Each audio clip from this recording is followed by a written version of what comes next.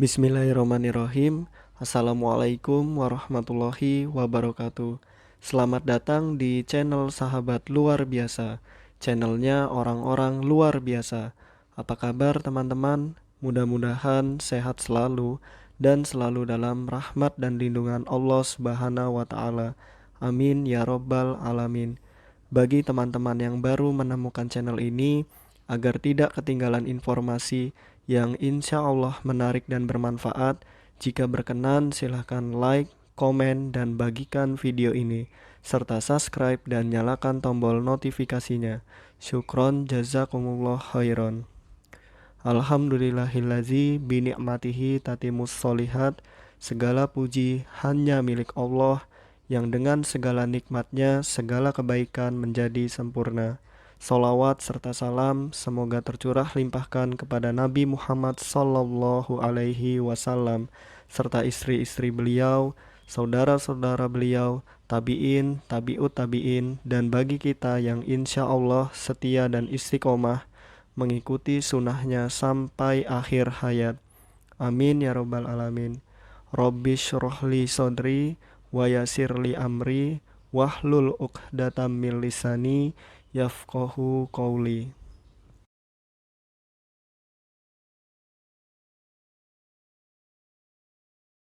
Baik teman-teman, pada kali ini kita akan membahas materi tentang autis, yaitu tentang pengertiannya, tipenya, lalu derajatnya seperti apa.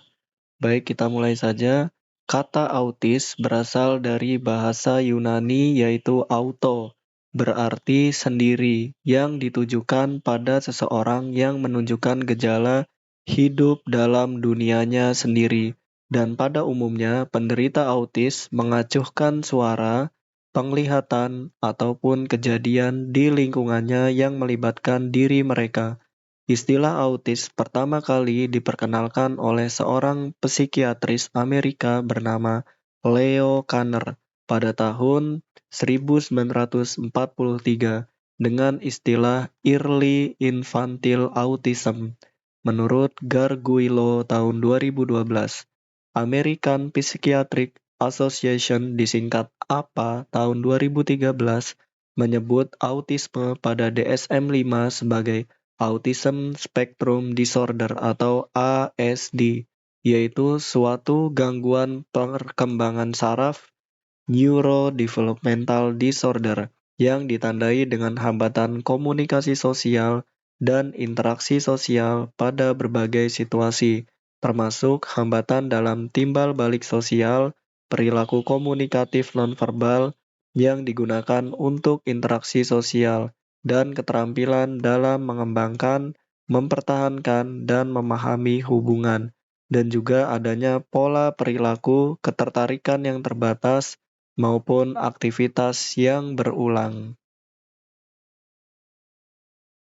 Senada dengan DSM-5, The Individuals with Disabilities Education Act atau IDEA USA dalam Hallahan dan Kaufman tahun 2011 mendefinisikan autisme sebagai gangguan perkembangan yang mempengaruhi interaksi sosial, komunikasi verbal dan nonverbal secara signifikan, biasanya muncul sebelum usia 3 tahun, yang mempunyai efek terhadap kemampuan pendidikan anak.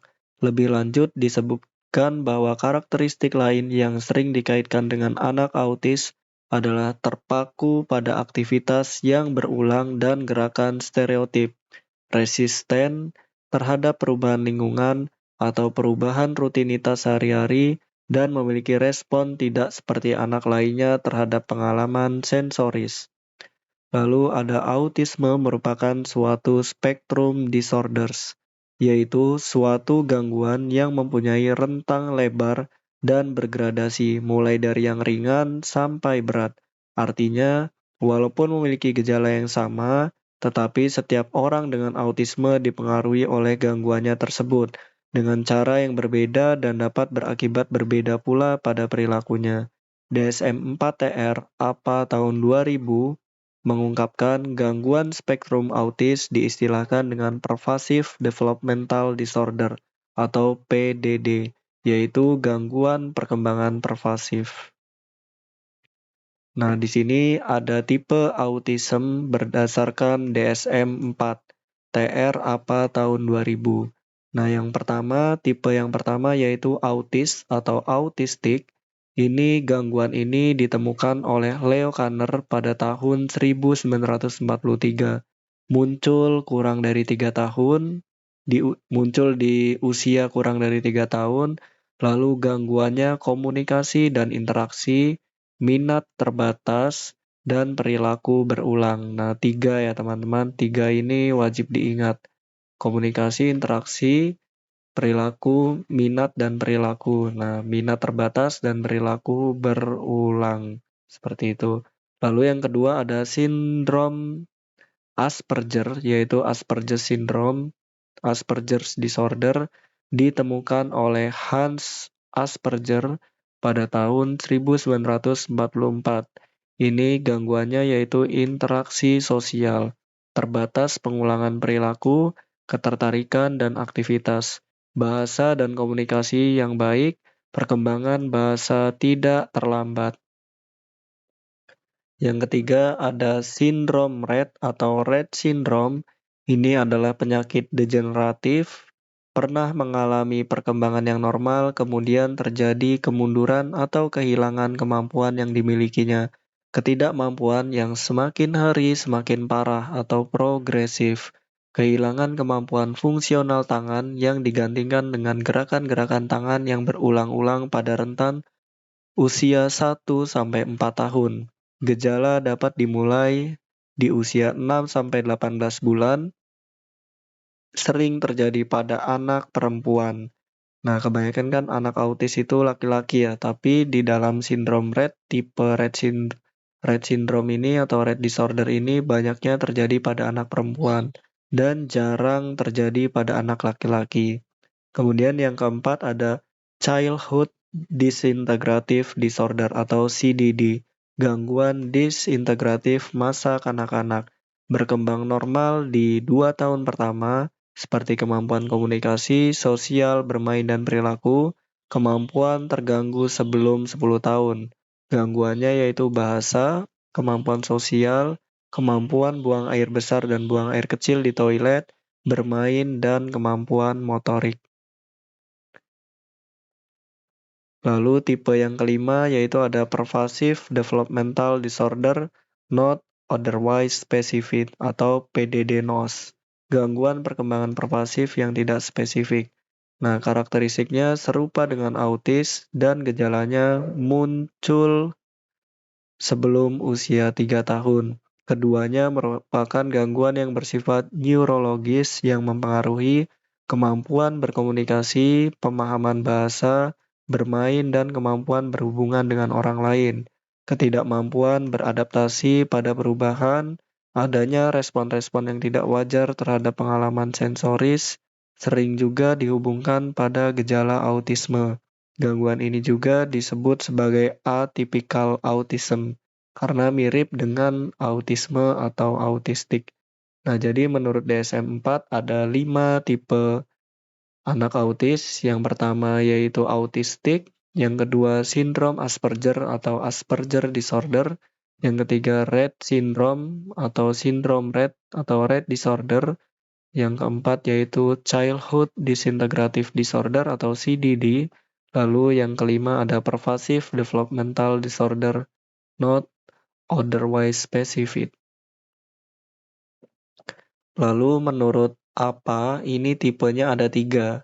Yang pertama itu ada autis tipe aloof. Nah, ini tipe aloof ini bersikap menyendiri.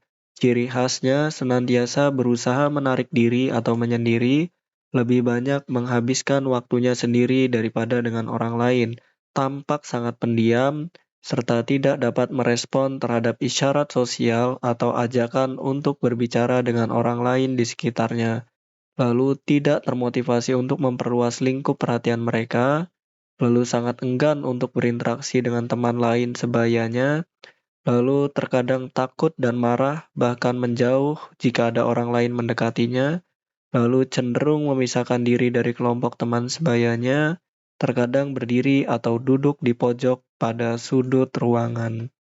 Ini tipe aloof ini penyendiri ya teman-teman, intinya menarik diri.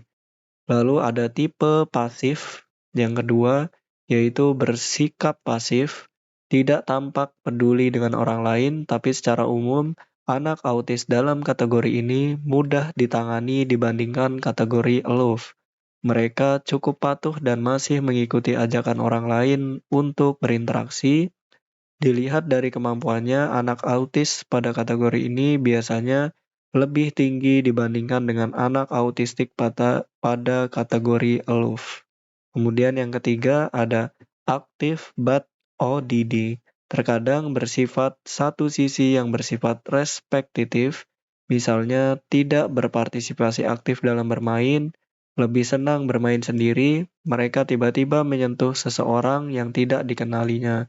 Atau contoh lain, mereka terkadang kontak mata dengan lainnya, namun terlalu lama sehingga terlihat aneh. Sama dengan anak-anak aloof maupun pasif, anak dengan kategori aktif but ODD juga kurang memiliki kemampuan untuk membaca isyarat sosial, yang penting untuk berinteraksi secara efektif.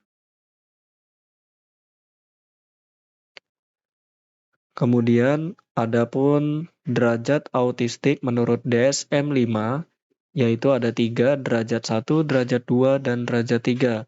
Nah, derajat 1 ini membutuhkan dukungan atau bantuan ringan, dapat berinteraksi sosial tanpa bantuan, walaupun mengalami kendala atau kekurangan dalam komunikasi sosial. Keterbatasannya yang nyata paling tidak pada satu hal.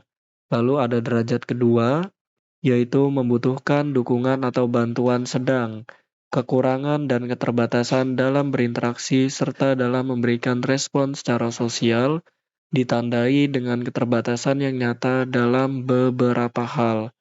Nah, semakin berat ini semakin berat juga gangguannya ya teman-teman derajatnya. Oke, derajat yang ketiga yaitu sangat membutuhkan dukungan dan bantuan. Kemampuan berkomunikasi sosial yang terbatas, ditandai dengan adanya keterbatasan yang nyata dalam kehidupan sehari-hari. Lalu, anak memiliki variasi level gangguan intelektual. Sebagian anak mungkin tidak ada hambatan dalam kemampuan intelektual, namun sebagian yang lain bisa mengalami hambatan intelektual.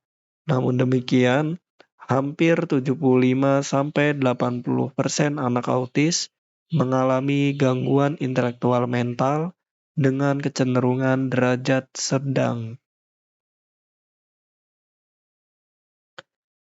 Lalu, adapun derajat autistik berdasarkan fungsi kecerdasan.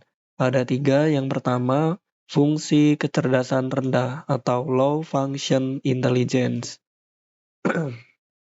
Jika anak masuk ke dalam kategori low function intelligence, maka kecil kemungkinan untuk dapat diharapkan untuk hidup mandiri secara penuh, ia tetap memerlukan bantuan orang lain. Lalu, derajat yang kedua, fungsi kecerdasan menengah atau medium functioning intelligence. Jika anak masuk ke dalam kategori medium functioning intelligence, maka anak memungkinkan untuk dilatih di masyarakat dan mempunyai kesempatan yang cukup baik bila diberikan pendidikan khusus yang dirancang secara khusus untuk penyandang autis. Lalu yang ketiga, fungsi kecerdasan tinggi atau high functioning intelligence. Jika anak masuk ke dalam kategori high functioning intelligence, maka dengan pendidikan yang tepat, diharapkan dapat hidup secara mandiri, bahkan dimungkinkan dapat berprestasi, dapat juga hidup berkeluarga. Di sini adapun perbedaan karakteristik menurut DSM 4 dan 5 sebenarnya sama, hanya saja ada penyatuan hambatan kemampuan sosial dan interaksi sosial di DSM 5. Baik, pertama DSM 4 TR APA tahun 2000, anak dengan gangguan spektrum memiliki 3 karakteristik utama, yaitu yang pertama, hambatan pada kemampuan komunikasi sosial, Yang kedua, hambatan pada kemampuan interaksi sosial. Yang ketiga, serta minat terbatas dan perilaku berulang. Nah, ini 3 ya teman-teman. Lalu, 3 karakteristik utama anak dengan gangguan spektrum autis pada DSM-4-TR selanjutnya menjadi 2 karakteristik pada DSM-5 dengan penyatuan hambatan kemampuan sosial dan hambatan interaksi sosial. Nah, di sini ada DSM-4, ada DSM-5. Di DSM-4 ini ada 3. Yang pertama, hambatan pada kemampuan komunikasi sosial. Lalu yang kedua, hambatan pada kemampuan interaksi sosial. Dan yang ketiga, serta minat terbatas dan perilaku berulang. Sedangkan di DSM-5, hambatan komunikasi dan interaksi sosial ini dijadikan satu ya teman-teman. Yang hambatan di DSM-4 ini 1 dan 2. Nah, dijadikan satu di sini. Nah, lalu yang kedua serta minat terbatas dan perilaku berulang. Seperti itu. Sebenarnya sama saja hambatannya, hanya saja ada penyatuan hambatan kemampuan sosial dan interaksi sosial di DSM-5. Baik teman-teman, mungkin itu saja yang dapat saya bagikan. Apabila ada kebenaran, pastikan itu datangnya dari Allah Subhanahu wa taala, dan apabila ada kesalahan, pastikan itu datangnya dari saya. Maka apabila ada kebenaran, mohon doakan kebaikan, dan apabila ada kesalahan, mohon dimaafkan dan diingatkan. Syukron jazakumullah khairan. Allahumma inni as'aluka ilman nafi'an wa rizqan thayyiban wa amalan mutaqabbalan. Subhanakallahumma wa bihamdika asyhadu an la ilaha illa anta astaghfiruka wa atubu ilaik. Wassalamualaikum warahmatullahi wabarakatuh.